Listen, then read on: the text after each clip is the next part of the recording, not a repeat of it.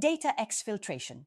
It's essentially the unauthorized transfer of sensitive data outside your organization. Yeah, exactly. It can be due to external attacks like phishing or malware, or even insiders, whether malicious or just careless. Right. And it's crazy to think that every 39 seconds there's a cyber attack out there, isn't it? Absolutely. The financial fallout is huge.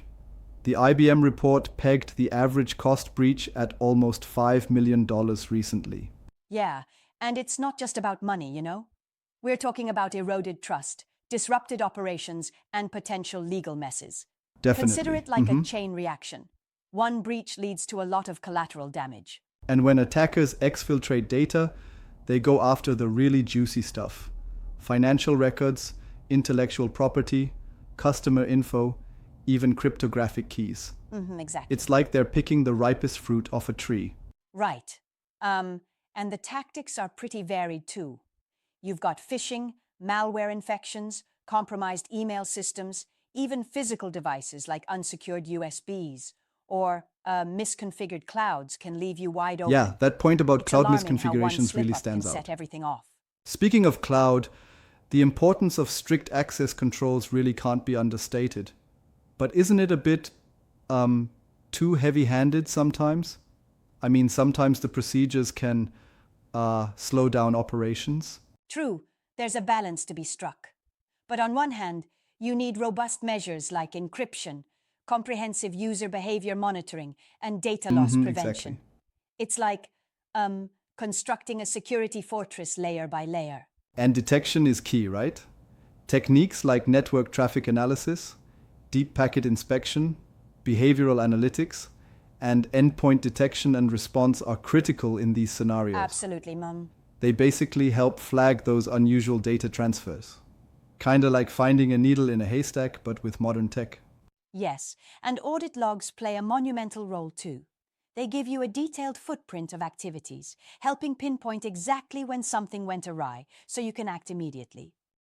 Right, that instant detection can really save the day. And then there are best practices like regular risk assessments, enforcing least privilege access, and employee training.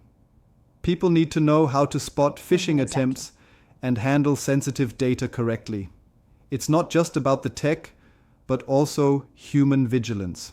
Speaking of human factors, platforms like Keepnet Human Risk Management integrate training, simulated phishing, and incident response tools to bolster your defense continuously. That's a smart approach, yeah? Combining prevention, detection, and swift response all in one package. It really underscores that data exfiltration isn't just a technical hiccup.